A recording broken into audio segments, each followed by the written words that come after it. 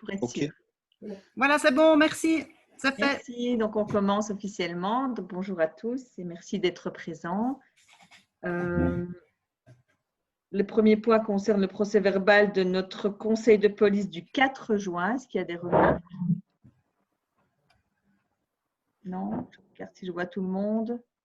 Non, personne. Merci. Madame le Président, Oui. si vous pouvez juste signaler, c'est Monsieur Turion qui est chef de corps faisant Ah oui, fonction qui est pardon, mais je ne le présent vois pas. Je me aujourd'hui. doutais bien qu'il était là, mais je ne le vois pas. Il est où, Philippe?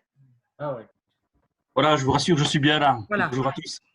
Et vous êtes où? Ah là, voilà, je vous vois. Donc, Normalement, je devrais apparaître, oui. voilà, le chef de corps est pendant ses congés annuels qui ont commencé hier. Et donc, c'est le numéro 2 de la zone, Monsieur Philippe Turion, qui est commissaire. Comment est-ce qu'on dit commissaire? Faisant fonction. Non. Oui, qui est commissaire, chef de corps faisant fonction, mais Voilà. il y a un titre au niveau de notre zone. Suppléant. Voilà. Voilà. Mais ce n'était pas ça que je voulais dire, c'est vos brevets, mais je ne sais plus ce que c'est. D'accord. Donc, le point 2, c'est les modifications Point A. budgétaires. Quoi? J'ai déjà fait cette procès-verbal. Oui, mais donc nous, on s'abstient, notamment suite aux discussions qu'on a déjà eues par le passé. Oui, d'accord. Oui, moi, je m'abstiens aussi, s'il te plaît. Oui. Nous, c'est pareil, c'est comme chaque fois. Ok, ça va. Pas de souci. Et donc, nous passons donc aux modifications budgétaires. Je passe la parole à Alexandre Chapelle, que j'ai vu aussi, notre comptable spécial. Voilà, il est là-bas. Je vous passe la parole, M. Chapelle. Merci Madame la Présidente. Donc, vous avez pu voir ma petite note sur la modification budgétaire. Donc, nous intégrons le résultat du compte dont on a discuté la fois dernière de 737 000 €, soit 240 000 € de plus que ce que nous avions escompté à l'initiale. Alors, aux exercices antérieurs, il y a toujours quelques corrections en personnel et fonctionnement, mais ici, 3 fois rien, 27 000 €. C'est plus à l'exercice propre. Donc, on voit en matière de personnel, on a pu réduire les accidents de travail en 2020 simplement parce qu'on l'avait déjà payé en décembre 2019. Donc, on avait reçu la facture en décembre 2019, elle a déjà été payée, donc on n'a plus besoin de le compter ici cette année à l'exercice propre. Au niveau du Covid 2019, on voit un montant notamment de 81 000 € sur les frais de déplacement qui a été budgété. C'est pour les frais de déplacement domicile-lieu de travail. On a également le remplacement d'un agent CALOG qui a été prévu pour 4 mois. En fonctionnement, on a le remplacement d'un détaché out qu'on a remis ici. Donc, il y a quelqu'un qui a été détaché. Donc, on a reprévu son remplacement. On a d'autres frais liés au Covid-19, comme la mise en place du télétravail, l'achat de protection individuelle. On a également prévu une herse automatique comme achat. On a le rééquipement des maîtres chiens et une intervention au niveau du chauffage de la maison de police de Dijon. En transfert, on voit qu'on a l'indexation négative de la dotation fédérale 2019. Donc, parfois, elle est positive, parfois, elle est négative.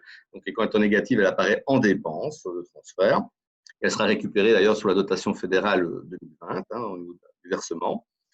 Et au niveau de l'ASPA, donc ça c'est particulier, donc l'ASPA a décidé de dénoncer la convention qui est liée avec la zone de police. Et donc, nous ne sommes plus en droit de… Donc, on avait versé le montant, ils nous l'ont reversé. Et donc, la zone de police n'est plus en droit de payer pour les interventions qui sont à charge des communes. Donc, ce ne sera plus la zone de police qui devra payer, mais les factures vont arriver directement aux différentes communes qui vont devoir reprendre dans leur budget respectif cette charge. En recette, donc, il y a juste les détachés out qu'on a revus. Tout ceci fait qu'on a, in fine, une masse budgétaire de 277 000 €. Et il a été décidé de le rendre aux communes par diminution de la dotation communale, puisque les zones de police n'ont pas pour vocation de thésauriser inutilement. Donc, voilà, ça, c'était la bonne nouvelle au niveau des communes. Au niveau du budget extraordinaire, donc on a un Mali extraordinaire. Donc, chaque année, simplement un Mali au niveau de l'extraordinaire, simplement qu'il y a un manque de financement en 2019. Pourquoi? Simplement, on n'a pas fait les emprunts tant qu'on n'avait pas les factures. C'est comme chaque année, c'est habituel. Donc, ici, on reprévoit 419 000 € d'emprunts à réaliser en 2020 pour les factures 2019. Et au niveau vraiment des investissements 2019, c'est simplement des glissements entre allocations. Donc, on a reporté des aménagements bâtiments en 2021, ainsi que l'achat de nouvelles radios. Par contre, il a été décidé de réinvestir dans les véhicules, le remplacement de 2 véhicules et l'achat d'un véhicule de transport de troupes un peu plus grand et plus grand pour pouvoir permettre de déplacer tous les hommes nécessaires. Donc voilà, Madame la Présidente, pour l'exposé pour les modifications budgétaires. Merci, Monsieur le comptable spécial. Est-ce que des conseillers ont des questions? Oui. Oui, Monsieur Lejagy. Donc, j'apprends dans le document qu'une partie du solde positif de 277 000 € va être retransmis aux communes. J'aurais voulu savoir de quelle manière plus précisément. Est-ce que c'est au prorata des contributions? Et en tout cas, personnellement, vu les difficultés que nous avons actuellement avec notamment la commune de Pépastère, je voulais savoir si dans la rétribution, il y avait une prise en compte que le montant n'était pas entièrement payé à ce jour, puisqu'il y a un contentieux et que celui-ci n'est pas encore réglé. Alors, deuxièmement, concernant le conseiller en communication, donc excusez-moi, mais je vois qu'on a des moyens aujourd'hui et je me permets de revenir avec ce poste-là pour voir quelles sont les intentions du collège. Je réaffirme le fait qu'un conseiller ou qu'une conseillère en communication est essentiel pour pouvoir communiquer sur les missions de la police. Et je voudrais vous entendre à ce sujet-là. Et alors, enfin, je voudrais avoir un peu votre avis sur le personnel d'entretien. Donc aujourd'hui, à ma connaissance, le personnel d'entretien, c'était une personne employée et des personnes en article 60. J'estime que même s'il y a une dimension d'insertion là derrière, il n'empêche que les emplois ne sont pas pérennisés. Et donc, je voudrais savoir si la situation a évolué dans le cadre du Covid. Je pense que oui, d'après les informations que j'ai reçues. Et je voudrais savoir quelles sont vos intentions et comment cela éventuellement a été pris en compte dans les MB. Voilà pour mes questions. Donc, pour les communes, ben oui, ce sera en proportion de, je pense, Monsieur le comptable social, de la participation. Oui, tout à fait. La réponse Tout à par fait. rapport à Pépastère, je l'ignore. Je ne sais pas s'il y en a une précision. Oui. Donc, par rapport donc, à Pépinster, ici, on est sur du budgétaire. On n'est pas sur, je ne reverse pas d'argent aux communes, simplement, on va diminuer la dotation 2020. Donc, on ne va pas reverser de l'argent par rapport à Pépinster. Alors, par rapport, c'était quoi la deuxième question? C'était sur le conseil en communication.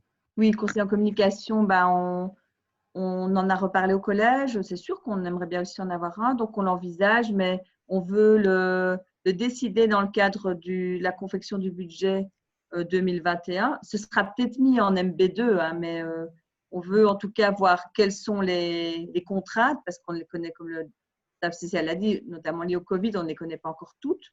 Et donc, on veut l'intégrer. Pour le moment, en MB, on semble effectivement avoir suffisamment d'argent, mais on veut en tout cas être dans la préparation pas qu'il soit voté, mais dans la préparation au niveau du collège du budget 2021 pour décider l'engagement du conseiller en communication.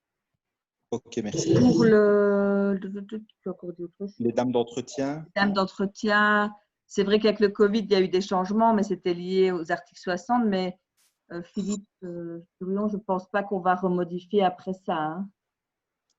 Je ne sais pas si vous êtes au courant. Donc, oui, donc pour revenir sur le conseil en communication, nous ne l'avons certainement pas oublié, donc c'est un poste essentiel qui doit être pourvu et qui d'ailleurs est planifié dans les recrutements. Maintenant, je ne peux pas vous jurer que Non, mais c'était… nous, on en a parlé au collège, Philippe, donc Voilà. ça, on a décidé. Oui, ça, on a décidé. D'accord. Mais c'est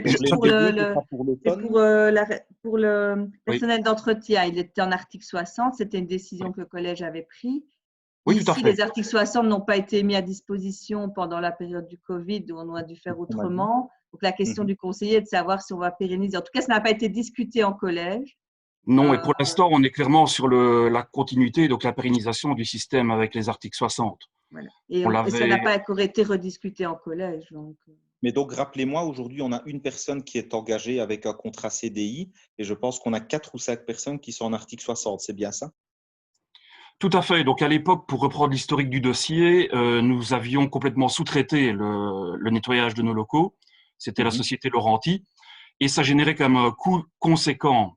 Et donc, dans une optique d'économie budgétaire à l'époque, nous sommes passés à un système où nous avions une personne engagée par la zone qui supervisait et coordonnait le travail donc de personnes en réinsertion sociale. Et il y avait effectivement un objectif de réinsertion sociale pour permettre à des personnes dans certaines situations administratives spécifiques de retrouver une place sur le marché de l'emploi. Donc pour l'instant, ce système n'est pas remis en cause. Et à aucun moment, à l'issue de l'article 60, on a converti le contrat d'article 60 en un emploi, Non. à votre connaissance. Non. Donc, ça, je me tourne peut-être vers Kathleen. Donc, on a eu une prolongation avec une personne qui convenait particulièrement. Je te laisse parler peut-être. Oui, et il y en a qui retrouvent après du travail, plusieurs même. Ici, on vient, mais en urgence, pendant 2 mois, de réengager une personne, mais c'est un ouvrier, parce qu'on avait besoin de quelqu'un en plus. C'est le collège qui a pris la décision ici récemment. Donc, pendant 2 mois, quelqu'un en plus en urgence, et c'est un ancien article 60, on a eu la possibilité ici de lui offrir un contrat de travail de 2 mois et demi. Donc, pour l'instant, on a une personne qui encadre les articles 60 à la GRM. Et on vous propose aujourd'hui, en fait, d'engager une deuxième personne qui encadrera les articles 60. Ce sera dans les dossiers huis clos. D'accord. Merci pour les réponses. Voilà, quelqu'un d'autre souhaite parler? Non, je ne coupe la parole à personne. On peut donc voter les modifications budgétaires. Nous, on va les accepter. D'abord, qui est contre? Personne n'est contre? Le PTB est contre? Laszlo et Schönbrod est contre? Oui. Oui. Qui s'abstient? Cécile, tu t'abstiens? C'est OK? Ok, non. Donc, Agib, tu t'abstiens ou pas? Non? Bah, vu les réponses qu'on a reçues, on va voter pour. nous. Ah, ok, d'accord. Bah, donc, alors, tous les autres votent pour, alors. Hein, je ne me suis pas trompée. Il y a un vote contre de Laszlo et tous les autres votent pour. Hein. Oui. Que quelqu'un crie si ce n'est pas le cas.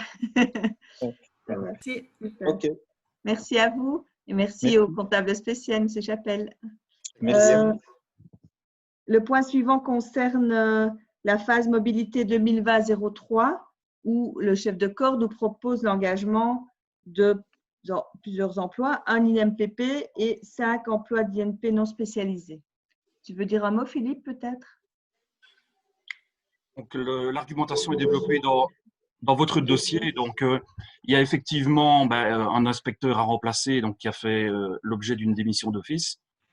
Nous avons un autre membre du personnel qui doit passer devant une commission d'aptitude. Nous avons également 3 inspecteurs qui vont intégrer le régime de la NAPAP et un inspecteur qui va être pensionné fin mars 2021. Et nous avons également donc, un dernier inspecteur qui a postulé à Stable-Malmedy et nous avons appris aujourd'hui qu'il est retenu.